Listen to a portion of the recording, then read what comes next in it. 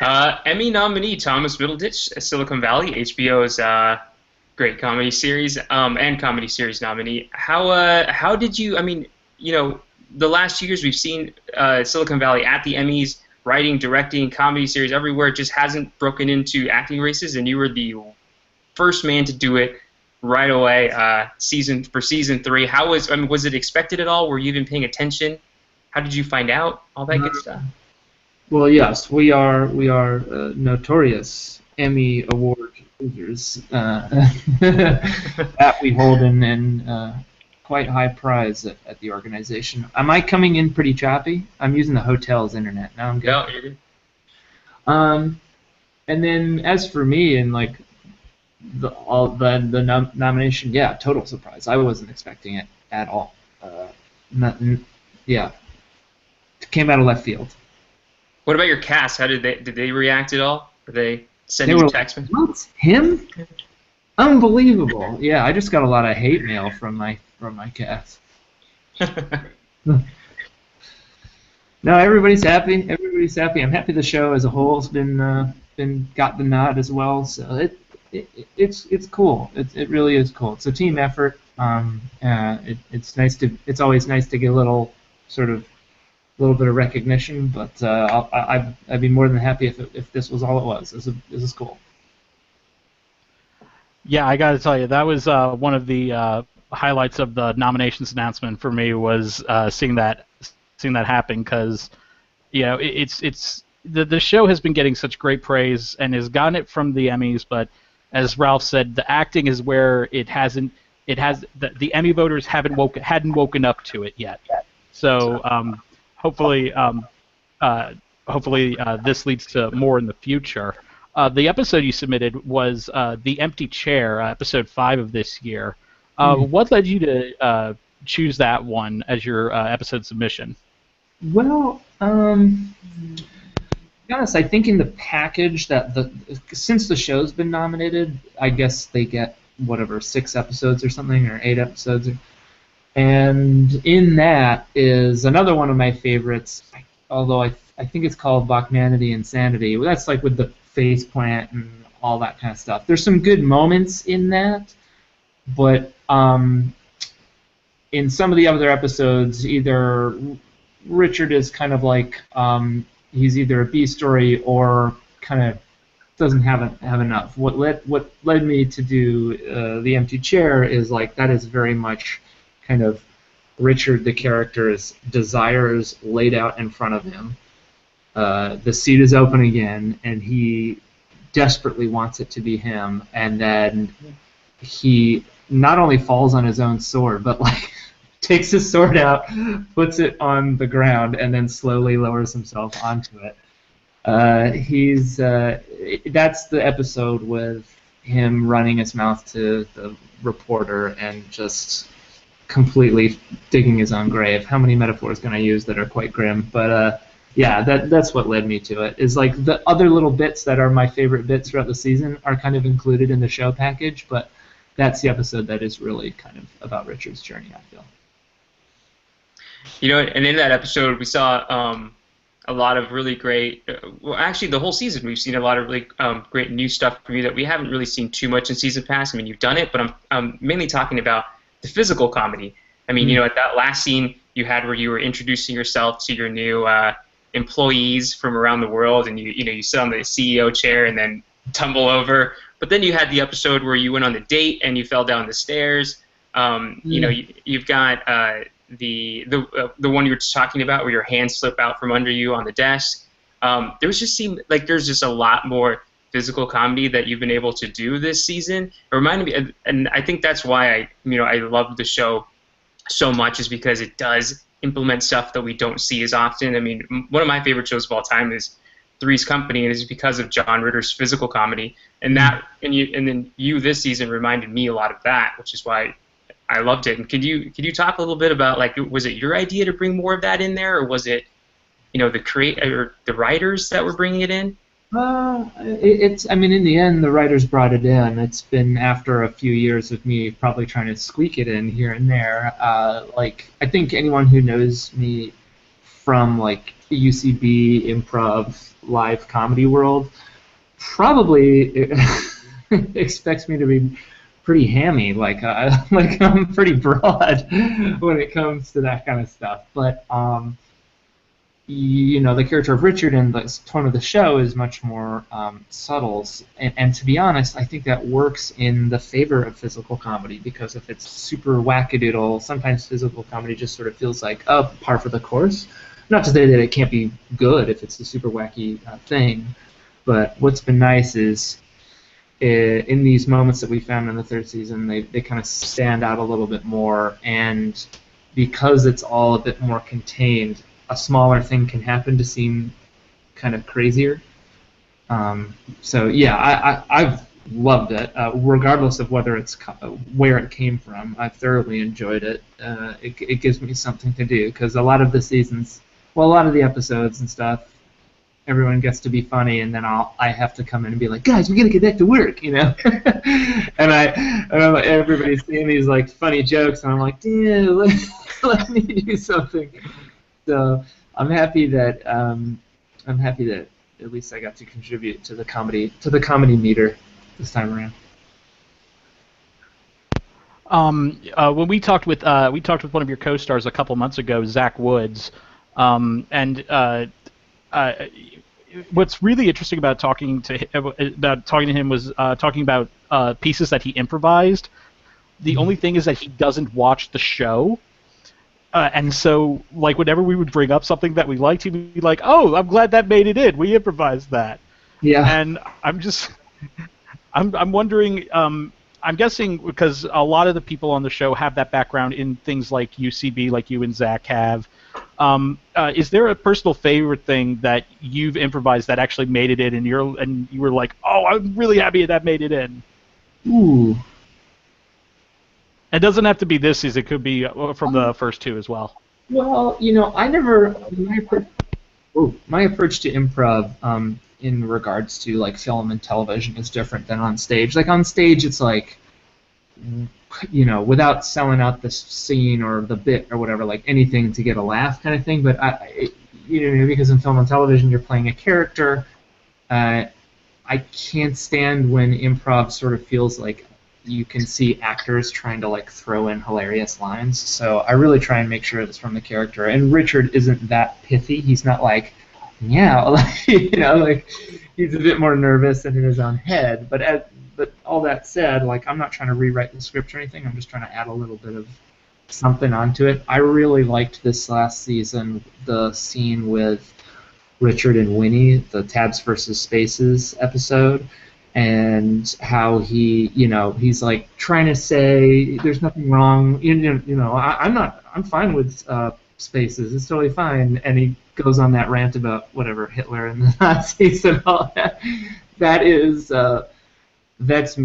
them letting me sort of take the ball and run with it, and I was happy that not only that they kept some of that in, I think they assembled it to make it even bigger from like multiple takes. Like I love that too, of just like seeing him just completely spiral, and they kind of added more improv from various takes to make it even more insane. I that shows that they kind of,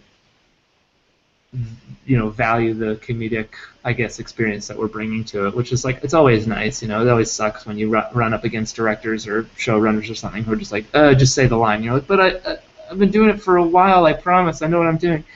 So yeah. Wow, I'm getting into all kinds of different stuff, but I guess that's an example. Well, running kind of on that same notion of the improv.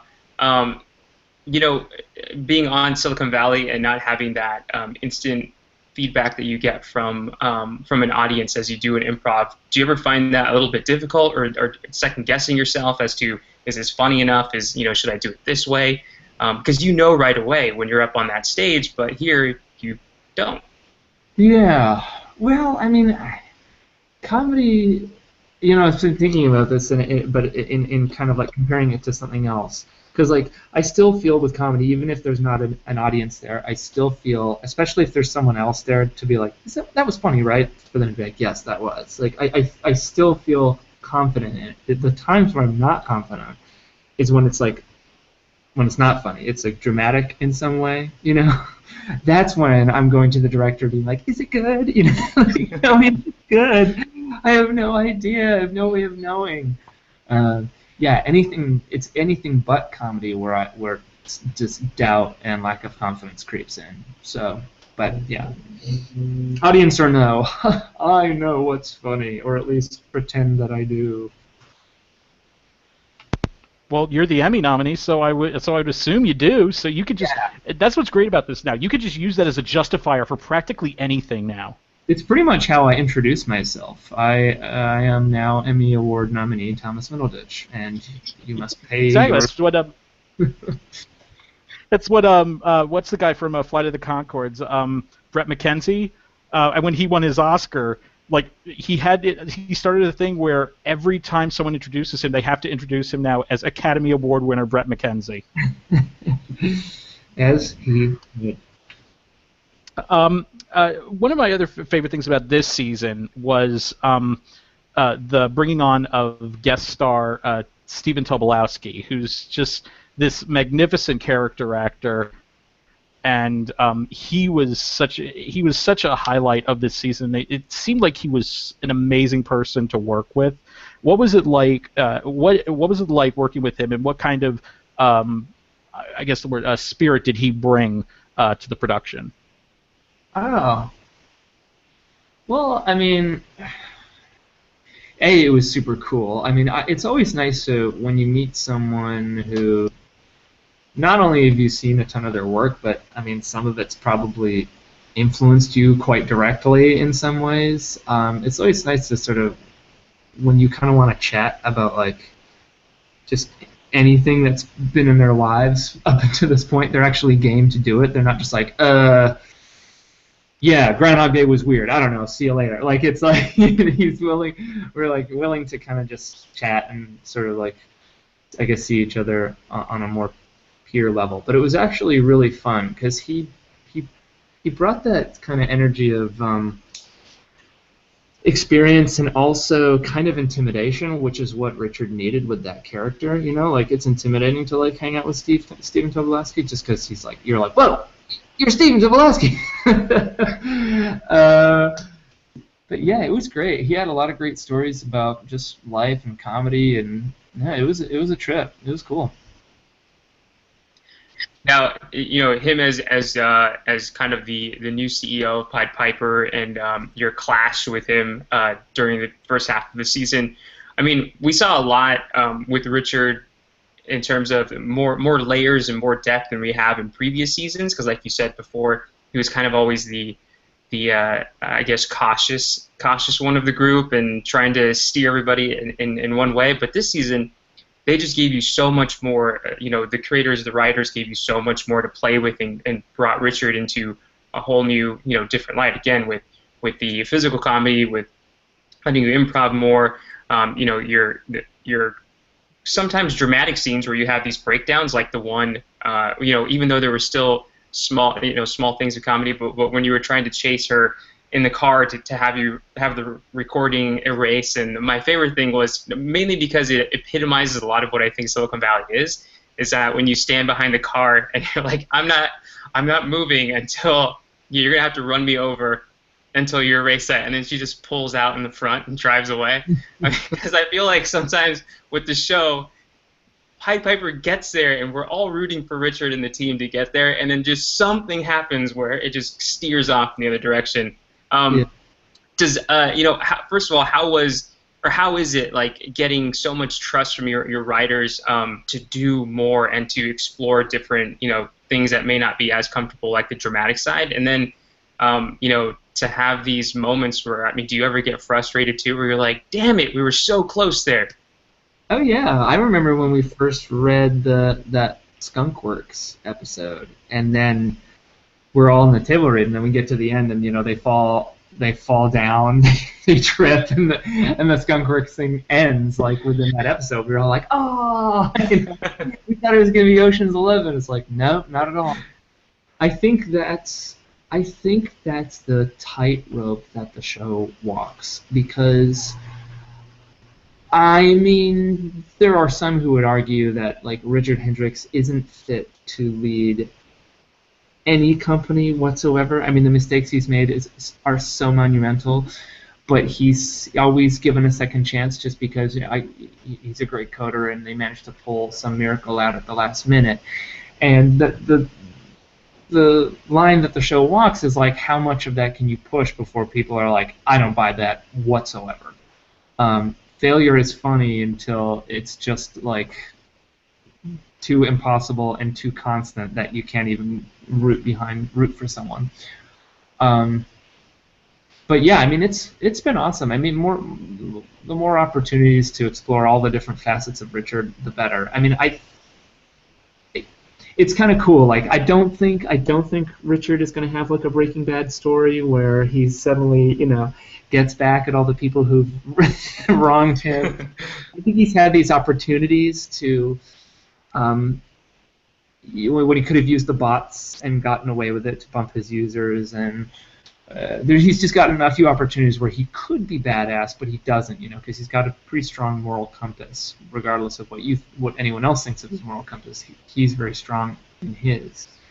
And but conversely, I remember it's in the first season, I think, maybe even like second episode or something, where like Ehrlich tells him, "Hey, you're a boss now. You're not just a coder. You have to be an asshole." And what's neat about cable comedy is that you can have a very serialized 22-minute show, or I guess it's more than 22 minutes on HBO, but whereas every episode would just sort of restart, now you have not only an arc within a season, but arcs between seasons. And like when you watch it all back to back, like Richard has grown into a boss that stumbles around a lot, but it like compare him now to first season, he's like, you know what, I will stick up for it. I'm gonna do the thing, and I'm probably gonna suck balls at doing it, but like I'm gonna at least try.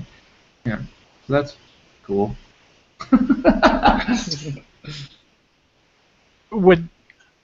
What you were saying with Richard, trying to be a badass, all I thought of is I guess the first episode of season 2 where they're going to the different VCs. And of course Ehrlich is insulting all of them, and then yours was so perfect. And if you don't do it, and if you don't take it, you're a slut.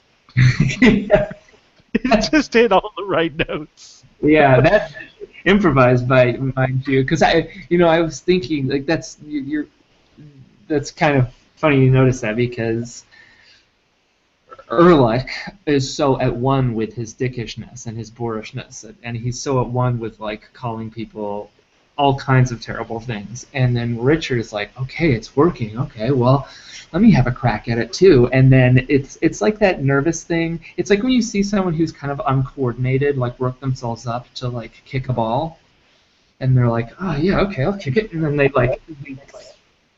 kick spaz in the most insane way. The ball goes flying the other way. They probably trip over themselves, and it's like that pent-up energy of like, I'm gonna try, and then totally fuck up,